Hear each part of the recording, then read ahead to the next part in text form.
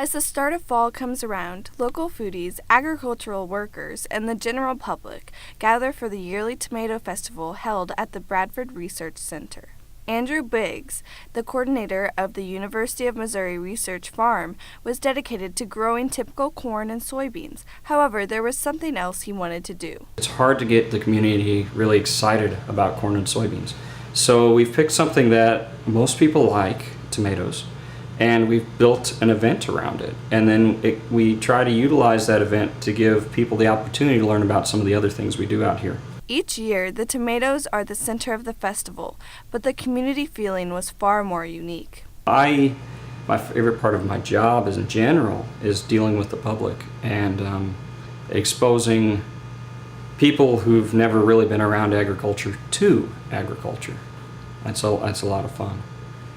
First-time visitors coming to the festival have no idea what to expect, although they tend to have the desire to come back next year. I'm sure if I'm around, I'll be here next year. I work for the university, so I saw a flyer, and I know a lot of the people that work at Bradford, so yeah, that's how I knew about it.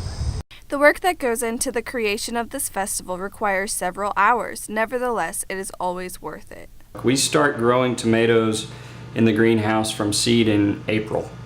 And then we have to water them take care of them 7 days a week until about June, when they then go in the ground. And if Mother Nature doesn't take them out of existence, then we have to nurture them for another 3 months in the sweltering heat of summer.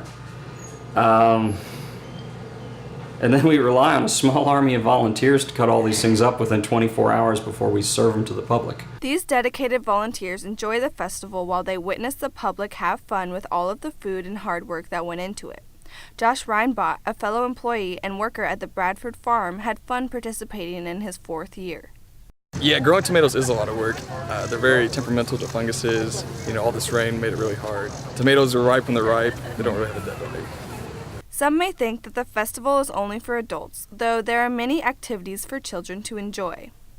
Kids can have really their first steps into agriculture out here if their parents will let them get on that tour ride, or hop on the hay wagon and go run through the corn maze. But then for the adults who are really paying attention to what they're eating, they can really start to look at it and say, wow, I like that tomato, I want to put that in my garden. But that one, no, I'll never grow that. And so I think it does a pretty good job of splitting the difference, really. Whether kids or adults decide to attend the festival, it is a place for everyone to enjoy great food and good agriculture.